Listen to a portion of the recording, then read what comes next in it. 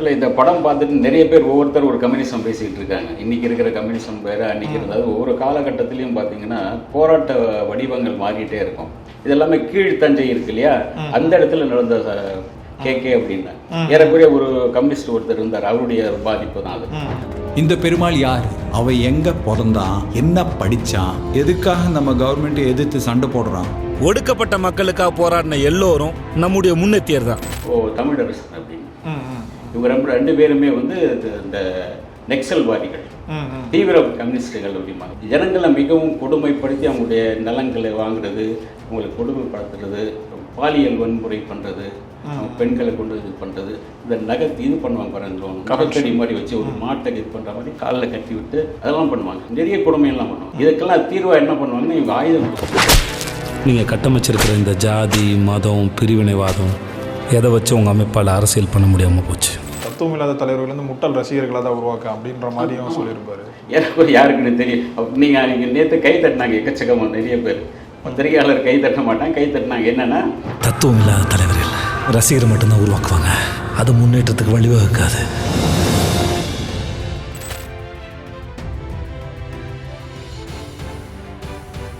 மக்களே, அன்பு வணக்கம். இன்றைய நம்ம சிறப்பு நேர்காணலில் நம்முடன் இருப்பவர் சினிமா மூத்த பத்திரிகையாளர் திரு சபிதா ஜோசப் சார் அவர்கள். சார் வணக்கம். வணக்கம். எப்படி சார் இருக்கீங்க? நல்லா இருக்கேன். விடுதலை 2 அந்த படம் வந்து ரிலீஸ் ஆகிருக்கு. மக்கள் மத்தியில் ஒரு மிகப்பெரிய பேசும் பொருளாக மாறி இருக்கு. இந்த படம் பார்த்துருப்பீங்க. படம் முதல்ல எப்படி சார் இருந்தது? இல்லை, இந்த படம் பார்த்துட்டு நிறைய பேர் ஒவ்வொருத்தர் ஒரு கம்யூனிசம் பேசிக்கிட்டு இருக்காங்க. இன்றைக்கி இருக்கிற கம்யூனிசம் வேறு, அன்றைக்கி இருந்தது. ஒவ்வொரு காலகட்டத்திலையும் பார்த்தீங்கன்னா போராட்ட வடிவங்கள் மாறிட்டே இருக்கும். அன்றைக்கி இருந்ததான் எல்லாமே பார்த்தீங்கன்னா அந்த நெல் வயல், அந்த விவசாய கூலிகள், விவசாய கூலிகள், அதை தாண்டி அந்த கூலி உயர்வுக்கான போராட்டங்கள் தான் ஆரம்பத்தில் நடந்தது. இதெல்லாமே கீழ்த்தஞ்சை இருக்கு இல்லையா, அந்த இடத்துல நடந்த அந்த அவங்க அந்த விவசாய இதெல்லாம் ஒரு காட்டுறாங்க பாருங்க, கேகே அப்படின்னா ஏறக்குறைய ஒரு கம்யூனிஸ்ட் ஒருத்தர் இருந்தார், அவருடைய பாதிப்பு தான் அது. அந்த பாதிப்பில் தான் உருவாக்கப்பட்டது அந்த கேரக்டர். அதே சமயத்தில் உங்களுக்கு வந்து அந்த கீழ்த்தஞ்சையில் பார்த்தீங்கன்னா அந்த மாதிரி இருக்கும் நிறைய. அந்த மாதிரி ஒரு கூலி தொழிலாளர்களுடைய போராட்டங்கள், கூலி உயர்வு கேட்டு அது கொடுக்கலன்னா உங்களுக்கு ஏறக்குறைய உங்களுக்கு இந்த டிசம்பர் 25 ஒரு இது வருது இல்லையா, கீழ்வெண்மணிக்கான காரணமும் அதுதான். ஏறக்குறைய கூலி கேட்டாங்க, ஒரு கூலி உயர்வுக்கான மிகப்பெரிய போராட்டம் நடத்தும் போது தான் உங்களுக்கு 45 பேர் உள்ள ஒரு குடிசை அப்படியே கொளுத்திடுறாங்க, அப்படியே எரிஞ்சிடறாங்க. இந்த மாதிரி அந்த சம்பவங்கள்லாம் வந்து ஆரம்பத்தில் இன்னைக்கு வந்து நமக்கு வந்து நம்ம இந்த ஜெனரேஷனுக்கு இந்த போராட்டங்கள் பற்றி எதுவுமே தெரியாது, அந்த போராட்டங்கள் பற்றி தெரியாது. கம்யூனிஸ்ட்னா சேவ் கூட வச்சுட்டு இருப்பாங்க, அவ்வளோதான் அப்படிங்கிற மாதிரி. ஆனால் அன்னைக்கு வந்து பெரியார் கூட ரஷ்யா போயிட்டு வந்து அவர் வந்து கம்யூனிசம் பேசினார். அன்றைக்கி கம்யூனிஸ்டுகள் தலைமறைவாக இருந்தாங்க, நிறைய பேர் தலைமறைவாக இருந்தாங்க. அதில் குறிப்பிட்டு சொல்லணும்னா உங்களுக்கு ஜீவா தலைமறைவாக இருக்கும்போது எம்ஆர் ராதாவுடைய குரூப்பில் குழு இருக்கு இல்லையா, நாடக குழு, அதில் வந்து தங்கிறார். அங்கே வரும்போது நாடகத்தில் இவர் கொஞ்சம் பார்த்துக்கங்கன்னு ஒரு கம்யூனிஸ்ட் சொன்ன பிறகு அவர் வந்து நாடக குழுவில் உட்கார வச்சுருவாங்க. அவர் நடிக்க மாட்டார், டெய்லி அவருக்கு ஏதாச்சும் ஒரு வேஷம் போட்டு விட்ருவாங்க. ஒரு மீசையை முறுக்கி அல்லது தாடியை போட்டு அதை ஏதாச்சும் ஒரு கிராஃப் வச்சு இதை வச்சு உட்கார வச்சுருவாங்க. அவர் ஒரு நாடக நடிகர் மாதிரி. போலீஸ் தேடி வரும் இல்லையா, தலைமுறைவாக இருக்கிற கம்யூனிஸ்டுங்கள்லாம் இருக்காங்களா அப்படின்னு. அந்த மாதிரி வரும்போது ஒரு யாராச்சும் ஒரு நாடகம் போட்டு பப்புனாவோ ஏதாச்சும் ஒரு வரலாற்று நாயகனோ உட்கார்ந்துருப்பார். சரி, அவர் நாடக நடிகர்னு போயிடுவாங்க. அதனால் அங்கேயே இருந்து அவர் வந்து அந்த அரசாங்கம் அந்த இது வாங்கும் போது இவங்க வந்து ஒரு போராட்டம்லாம் முடியும் போது அதுக்கு பிறகு வர்றாரு. அது வரைக்கும் அவர் கூட இருந்தார். அங்கேருந்து ஒரு காதல் டெவலப் பண்ணிட்டு போயிட்டாருன்னு இங்கே அவர் வேற, அது வேற கதை. அன்னைக்கு இருந்த போராட்டங்கள் எல்லாமே விவசாய கூலிகள், அந்த கூலி உயர்வாக அந்த படிப்படியான போராட்டங்கள் தான். இன்னைக்கு வந்து நம்ம வந்து இந்த பஸ் உயர்வு, அப்புறம் வந்து இந்த பெட்ரோல் உயர்வு, இந்த மாதிரி இந்த போராட்டங்கள் பண்ணிட்டு இருக்கோம். அல்லது சில வேலை வாய்ப்புக்கான போராட்டங்கள். ஆனால் அன்றைக்கி இருந்த போராட்டங்களுடைய வீழ்ச்சி தான் இன்றைக்கி வந்து நமக்கு வந்து இவ்வளோ பலமாக நமக்கு வந்து இந்த கட்டமைக்கப்பட்டது. அன்றைக்கி இருந்த அந்த விவசாய கூலிகள் வந்து ஃபைட் பண்ணி தான் அந்த கம்யூனிஸ்டுகள் ஒவ்வொரு ஏரியா போயிருக்காங்க. எனக்கு தெரிஞ்ச பல இடங்களில் நான் பார்த்துருக்கேன். எங்கள் ஏரியாவிலே எங்களுக்கு தெரிஞ்ச நான் ஒரு சின்ன வயசு நான் கேள்விப்பட்டேன். அப்போ எனக்கு 5-6 வயசு இருக்கும். எங்கள் ஊர்லேருந்து தருமபுரி மாவட்டம், அங்கேருந்து நல்லம்பள்ளின்னு ஒன்று இருக்கும். அங்கேயே இப்போ சிலை இருக்குன்னு நினைக்கிறேன். அப்போ தமிழரசு அப்படின்னு இவங்க ரெண்டு பேருமே வந்து இந்த நெக்சல்வாதிகள், தீவிர கம்யூனிஸ்டுகள் அப்படிம்பாங்க. கம்யூனிஸ்டுகளே வந்து நீங்கள் ஒரு கட்டத்தில் கேட்க கூட அவர் இருப்பார். அதுக்கு பிறகு அந்த ஆயுதம் தாங்கிய ஒரு கம்யூனிஸ்டாக மாறும்போது நக்சல் பாரியாக மாறுவாங்க.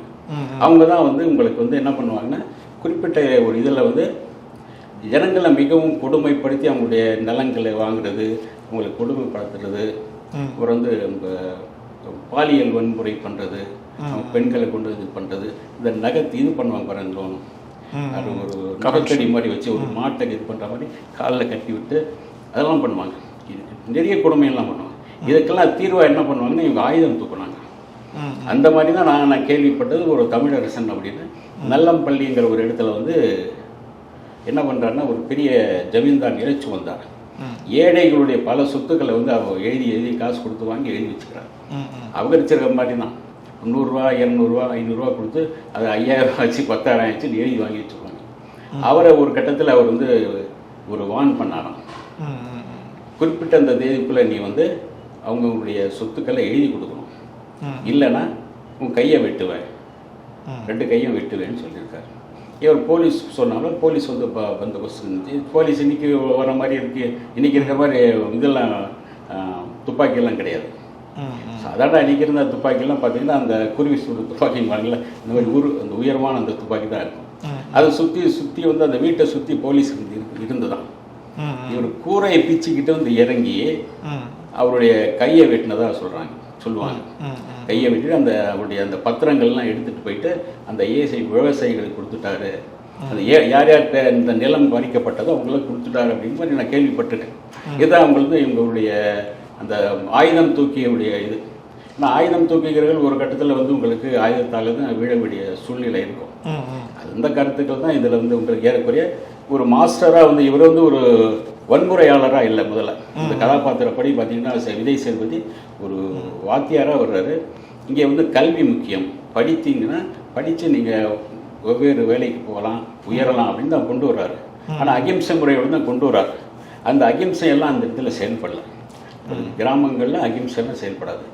ஒரு முதலாளின்னா ஒரு பண்ணையர்னா அவர் கூட 25 பேர் இருப்பாங்க, அவங்க வந்து தூக்கி போட்டு உதைப்பாங்க. இதுதான் அந்த வந்து ஒரு அகிம்சையான ஒரு வாத்தியாராக இருக்கிறவர் வந்து படிப்படியாக வந்து தன்னை மாற்றிக்கிட்டு போகிறாரு.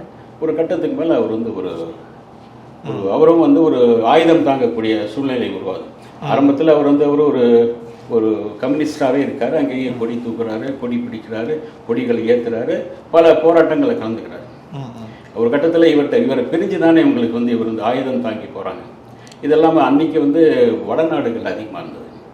எனக்கு தெரிஞ்சு இந்த பக்கம் இந்த தென்னாட்டில் இந்த பக்கம் இங்கே வந்து சில இடங்கள் இருந்தது, வடநாட்டிலேருந்து வந்தது அப்படிம்பாங்க.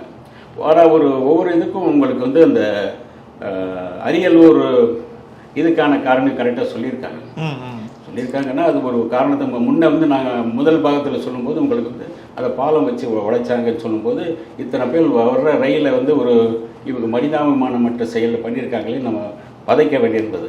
ஆனால் இதில் ஒரு காரணத்தை சொல்லியிருக்காங்க. இப்படி படிப்படியாக வந்து உங்களுக்கு வந்து ஏன் இவன் ஆயுதம் தூக்குறான் அப்படிங்கிறது அந்த கதை. அதே சமயத்தில் இவர் வந்து டைரக்டர் வெற்றிமாறன் ஒவ்வொரு படமும் கொஞ்சம் டிஃப்ரெண்ட்டாக பண்ணிட்டு வர்றாரு.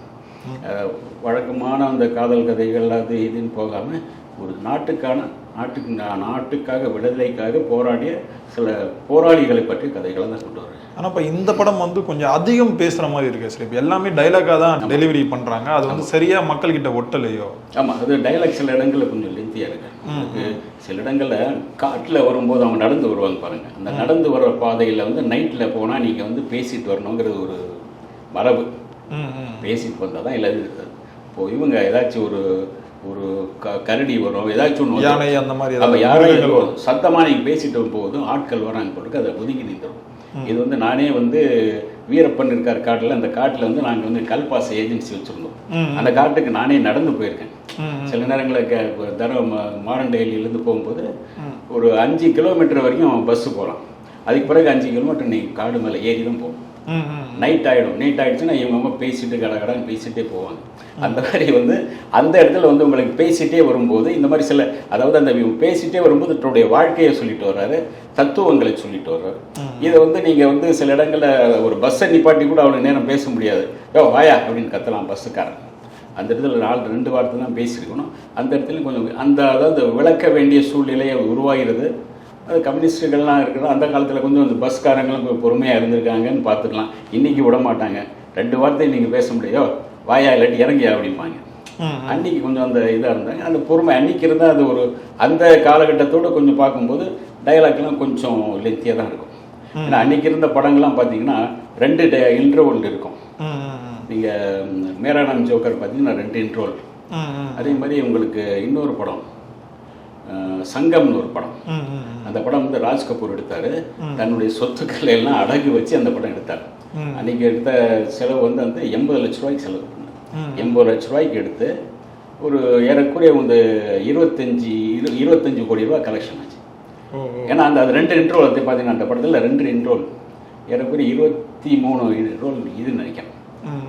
ஏறக்குறைய 2-3 மணி நேரத்துக்கு மேலே போகும் அந்த படம். சில படங்கள் அந்த காலத்தில் அப்படி இருந்தது. உங்களுக்கு வேற என்டர்டைன்மெண்ட் கிடையாது. இவங்க மண்ணை அள்ளி போட்டு உட்காந்து பார்த்துட்டு இருந்தாங்க. அதனால அது மாதிரி இருந்தது. இதில் வந்து டைலாக் என்னன்னா, உங்களுக்கு அந்த டைலாக் அவசியமாக இருக்குது சில இடங்களில். அது தேவையில்லாத டைலாக் எதுவும் இல்லை. அது வந்து அவர் தத்துவம் அவர் என்ன சொல்கிறாருன்னா, தனி மனிதனுடைய இழப்பை பற்றி ஒன்றும் கிடையாது. தலைவன் சாகலாம், ஆனால் தத்துவம் சாகக்கூடாது. அதை வந்து அவர் புரிய வைக்கிறார் சில அந்த இடங்களில். அந்த கடைசி கிளைமேக்ஸில் வரும்போது உங்களுக்கு அந்த துப்பாக்கி எடுத்துகிட்டு வந்து அவர்கிட்டையும் பேசுவார். தத்துவம் முக்கியம் சொல்லிட்டே வரும்போது தான் இதை காதில் வாங்கிக்கிட்டே இவர் சூரி வர்றார்.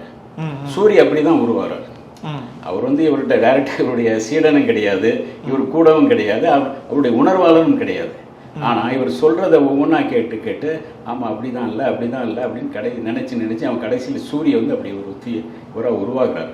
அதனால தான் அந்த இதை விட்டுட்டு அவங்க கடைசியை பேசும்போது கூட உன் மகன் இருக்கானா இல்லையான்னு வேற எங்கேயாச்சும் ஒர்க் பண்ணிட்டு இருப்பான், யாருக்காவது உழைச்சிட்டு இருப்பான்னு நினச்சிக்கோ அப்படின்னால அதுதான் இந்த தத்துவம் தான் அவங்கள ஒவ்வொருத்தரை வந்து கொஞ்சம் இது பண்ணணும், நெறிப்படுத்தணும், அவங்களுக்கு மனசில் இடம் பெறணும், அதை அடுத்தடுத்து பேசிக்கிட்டே இருக்கணும் அப்படின்னு தான் அதை சொல்கிறார். அதுக்காக தான் டைலாக் அவசியமாக இருந்துச்சு. அது அதே மாதிரி இன்னொரு டைலாக்கும் வந்து சொல்லியிருப்பாங்க, இப்போ தத்துவம் இல்லாத தலைவர்கள் வந்து முட்டாள் ரசிகர்களாக தான் உருவாக்க அப்படின்ற மாதிரியும் சொல்லியிருப்பாரு. எனக்கு யாருக்குன்னு தெரியும். நீங்கள் நேற்று கை தட்டினாங்க எக்கச்சக்கமாக நிறைய பேர். பத்திரிகையாளர் கை தட்ட மாட்டாங்க, கை தட்டினாங்க. என்னென்னா யாரை சொல்கிறாங்கங்கிறது தான் தெரியும். அது சமீபத்துக்கான ஒரு உதாரணம். அது இல்லை சார், அது அந்த காலகட்டத்தில் நடந்தது தானே சார்? அந்த காலத்துலேயே இருந்துச்சு. அந்த காலத்துலேயே இருந்தது. உங்களுக்கு தத்துவம் இல்லாத சில தலைவர்கள் இருந்திருக்காங்க. ஆனால் ஒரு கட்டத்தில் வந்து அவங்க மாறி இருக்காங்க. ஒரு உதாரணமாக இன்றைக்கி எம்ஜிஆர் இருக்கும்போது எம்ஜிஆருக்கான ஒரு நிறைய ஆட்கள் உருவானாங்க. அவரே வந்து ஒரு கட்டத்தில் வந்து கம்யூனிஸ்டுகளுக்கு ஆதரவாக செயல்படுறாரு. அந்த காலத்திலே ஒரு சிலை ஒன்று வைக்கணும்னு சொல்கிறாங்க. ஜீவாவுக்கு யாருக்கும் ஒரு சிலை வைக்கணும்னு வர்றாங்க. அந்த சிலை வைக்க ஆகக்கூடிய செலவு 5000 தான் ஆகும். இவங்க கலெக்ஷன் பண்ணுறாங்க, அங்கேயும் உண்டியில் ஏந்தி கலெக்ஷன் பண்ணுறாங்க. எது ஒரு 1000-2000 தான் கலெக்ஷன் ஆகுது. மேற்கொண்டு எம்ஜிஆர்கிட்ட பேசலாம் அப்படின்னு சொல்லும்போது, எம்ஜிஆர்லாம் ஒரு பெரிய நடிகரையா, அவர்கிட்ட என்னதுக்கே அப்படின்னு அவர் கூட இருக்கிறவரையும் சொல்கிறாங்க. அப்போது பாலதண்டாயுதம் அவர் வந்து எம்ஜிஆர் பிடிக்காது, அவர் அங்கங்கே இந்த கூட்டங்களை திட்டுவார், அவர்கிட்ட போய் கேட்கலான்றாங்க. சரி இன்னும் போகிறாங்க. போனவுடனே சரி வாங்க தோழன்னு உட்காந்து அவர் ரஷ்யா கம்யூனிசம் இந்த கம்யூனிசம் பற்றியெல்லாம் கேட்குறாரு. கேட்டுட்டு ஒரு கட்டத்தில் சரி உங்களுக்கு எவ்வளோ செலவாகுது? 5000 ரூபா செலவு. சரி ஓகே கொடுத்துருவோம் போங்க சொல்கிறாரு. அதோடு சரி இவங்க வெளியே வர்றாங்க. என்ன ஓகே தர்றேன்னாரு. அது எப்போ கொடுக்குறேன்னு சொல்லவே இல்லையே அவர். சரி நடிகை கொடுப்போம் பார்ப்போம் அப்படின்னு போயிடுறாங்க. கரெக்டாக சொன்னபடி ஒரு மாதமோ ஒரு வாரம் கழித்து அவர் வந்து ஒரு ஆர்.எம். வீரப்பன் கூப்பிட்றாரு. வாங்க அப்படின்னு சொல்லி இந்த கம்யூனிஸ்ட் தலைவர்னு கூப்பிடும்போது இவர் நம்ம பாலதண்டாயுதம் அப்புறம் இன்னும் இவர் நம்ம சில 4 பேர் போகிறாங்க. போகும்போது ஒரு தட்டு கொடுக்குறாரு இவர் ஆர்.எம். வீரப்பன். தட்டு ஃபுல்லாக ஒரு மூடி திறந்தால் உங்களை பார்த்தீங்கன்னா ஃபுல்லாக பழமெல்லாம் வச்சுட்டு பணம் வச்சுருக்கு. பணம் என்னங்க இதில் தட்டோடு உங்களுக்கு தான் ஐயா, தட்டோட பணம் மட்டும் தனியாக எடுக்கிறீங்க, இல்லை தட்டே உங்களுக்கு தான் வச்சுக்கோங்க அப்படின்ற. அவர் நீங்கள் கேட்டது 5000 ரூபா, கரெக்டாக அவர் வந்து 6000 ரூபா வச்சு கொடுத்துட்றாரு. நீங்கள் போய் சிறப்பாக பண்ணுங்கன்றார். அதாவது அந்த கம்யூனிஸ்டுகளோடு அன்றைக்கி இருந்தார் அவர். ஆனால் இன்றைக்கி இருக்கிற தலைவர்களுக்கு அந்த உதாரணம் விஜய் எடுத்துட்டால் ஒரு கம்யூனிசம் பற்றி பெருசாக தெரியாது. ஏதோ படங்களை பார்க்குறோம் பேசுகிறவங்கள தான் அப்படியும் எடுத்துக்கலாம். அது இப்போ அதே மாதிரி இது வந்து ஒரு கற்பனை கதைன்னு சொன்னாலுமே இந்த கேரக்டர் வந்து யாருன்னு நமக்கு தெரியும். இப்போ விஜய் சேதுபதியோட கேரக்டர் வந்து நிஜத்தில் வந்து கலைப்பெருமாள் வாத்தியார் இருந்தார், அவர் இதெல்லாம் பண்ணாருன்னு நமக்கு தெரியும். ஆனால் கிளைமேக்ஸ் முடிக்கும் போது விஜய் சேதுபதி இதில் சாகிற மாதிரி முடிச்சிருப்பாங்களே சார், இதில் கொஞ்சம் சமரசம் பண்ணிக்கிட்டாரா வெற்றிமாறன்? இல்லை கொஞ்சம் உங்களுக்கு சாவரம் ஒரு ஆயுதம் ஏந்திய பிறகு உங்களுக்கு போலீஸ் தரப்பில் வரும்போது என்னன்னா ஒரு 4 பேர் தான் உட்கார்ந்து தீர்மானிக்கிறாங்க. அது ஒரு கட்டத்தில் அடிக்கடி காட்டிகிட்டே இருப்பாங்க. இந்த 4 அதிகாரிகள் தான் தீர்மானிக்கிறாங்க. இது நல்லதோ கெட்டதோ அவங்க தான் தீர்மானிக்கிறாங்க. அது கூட இருக்கிற அதிகாரிகளும் அவங்களுக்காக ஈகோ அவங்களுக்காக நடக்கிற இது விஷயங்கள். இதன் கலிய பெருமாள் கதாபாத்திரத்தோடு உங்களுக்கு வந்து நான் சொன்ன பாருங்க தமிழரசன் இது போன்ற சில கதாபாத்திரங்கள் கலந்துருக்காங்க. இதெல்லாம் கலந்து வரும்போது வெவ்வேறு விஷயங்கள் சில ஒரே இடத்துல நடந்த விஷயங்கள் மட்டுமில்லாம் வெவ்வேறு விஷயங்கள் சேர்த்துருக்காங்க. கருப்பு சோப்புன்னு சொல்லியிருப்பாங்க. தஞ்சை மாவட்டங்கள் சைடில் தான் உங்களுக்கு இந்த பெரியாரிஸ்டுகளும் இருந்தாங்க. இந்த பெரியாரிஸ்டுங்கள்லாம் வந்து அன்றைக்கி ஜாதி மறுப்பு கொண்டு வந்திருப்போம். இதில் வந்து ஜாதி மறுப்பும் இருக்கும், உங்களுக்கு பொருளாதார சம்பளம் ரெண்டுமே கலந்துருக்கும். அதனால் ஒரு ஏற்கனவே இந்த திராவிடம்னு இன்றைக்கி சொல்கிறாங்கன்னு நினச்சி சில பேர் அப்படி பேசுகிறாங்க. அப்படி கிடையாது. அன்றைக்கி இருக்கும்போது அந்த கருப்பு சேவப்புங்கிற 2 குரூப்பையும் வந்து சில இடங்களில் அந்த பெரியாரிஸ்டுகள் இந்த ஜாதிய மறுப்பு திருமணங்கள் ஜாதிய மறுப்பு இது அப்புறம் தீண்டாமை இதுக்கெல்லாம் எதிர்ப்பு தெரிவிச்சிருப்பாங்க. அந்த சம்பவங்கள் நடக்கும். ரெண்டும் கலந்து மாதிரி வந்திருக்கும். 2 கலந்து கொடுத்துருப்பார் அவர்.